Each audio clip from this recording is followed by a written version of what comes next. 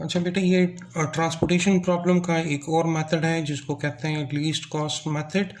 Same ये वही problem है जो इससे पहले हमने नॉर्थ वेस्ट कॉर्नर मेथड से सॉल्व किया था।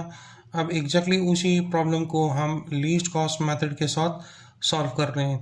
तो यहाँ पर भी पहला स्टेप वही होगा, आपने देखना है कि ये आपके पास बैलेंस्ड प्रॉब्लम है या अनबैलेंस्ड प्रॉब्लम है। तो अगर आप इनको प्लस कर दें, सप्लाई को प्लस कर दें, ये आपके पास बनते हैं 35। अगर आप डिमांड को भी प्लस कर दें, ये आपके पास बनता है 35। तो दोनों बराबर हैं, इसलिए ये बैलेंस्ड प्रॉब्लम है। तो इसमें ना डमी रो को ऐड करने की ज़रूरत है, ना डमी कॉलम को ऐड करने की ज़रूरत है। स्ट्रेट अवे आपने इसी मैट्रिक्स को देखते हुए इस प्रॉब्लम को सॉल्व करना है। इस प्रॉब्लम का नाम है बेटा लीस्ट कॉस्ट मेथड। तो इन सेल्स के अंदर आपने उस सेल से स्टार्ट करना है जिसकी एंट्री सबसे कम हो, जिसकी कॉस्ट सबसे कम हो।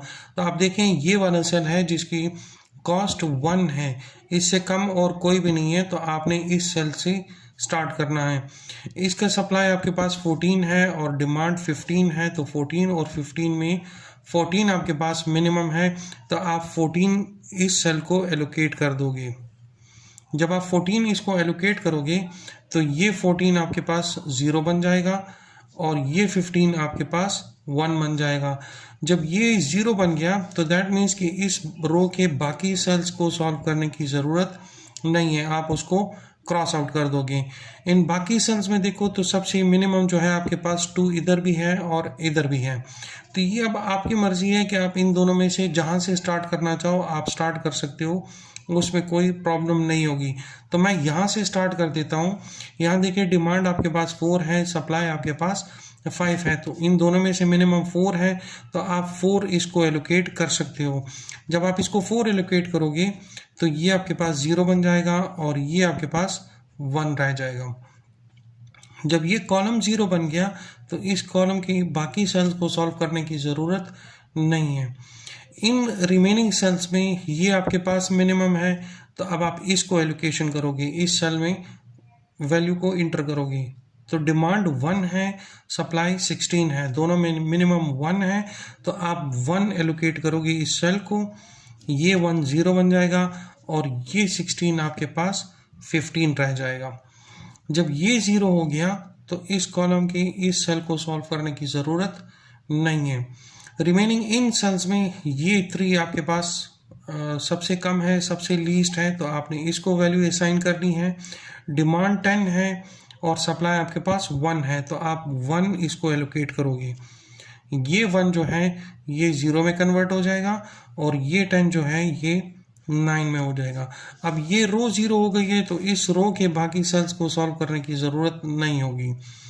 ये 2 सेल्स बच गए 8 और 9, इसमें 8 मिनिमम है, तो आपने पहले इसको एलोकेशन करनी है। डिमांड इसकी 6 है, सप्लाई 15 है, तो आपने 6 इसको एलोकेट कर देना है।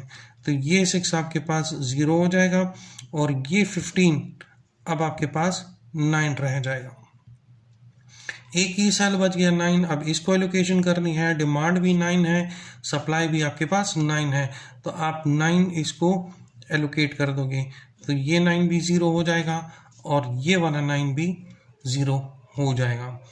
अब आपने क्या करना है, अब आपने ट्रांसपोर्टेशन कॉस्ट निकालनी है। तो वो कैसे होगी, 6 मल्टीप्लाई बाई 8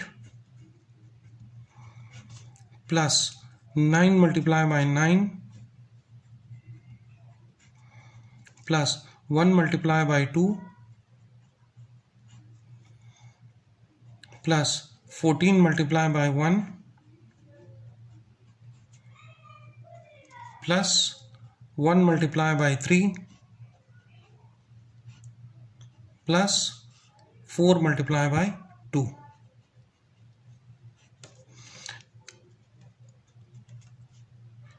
इससे 48 आ जाएगा plus 81 plus 2 plus 14 plus 3 plus 8। जब आप इन तमाम को ऐडअप करोगे तो आपके पास रिजल्ट आएगा 156। तो ये 156 आपकी टोटल ट्रांसपोर्टेशन कॉस्ट है, उसी प्रॉब्लम के लिए जो इससे पहले हमने नॉर्थ वेस्ट कॉर्नर सेल से सॉल्व किया था। आप देखिए वहाँ हमारे पास आंसर आ रहा था 128 और यहाँ हमारे पास आंसर आ रहा है 156 using least cost method. I hope आपको ये एग्जाम्पल समझ आ गई होगी। Thank you.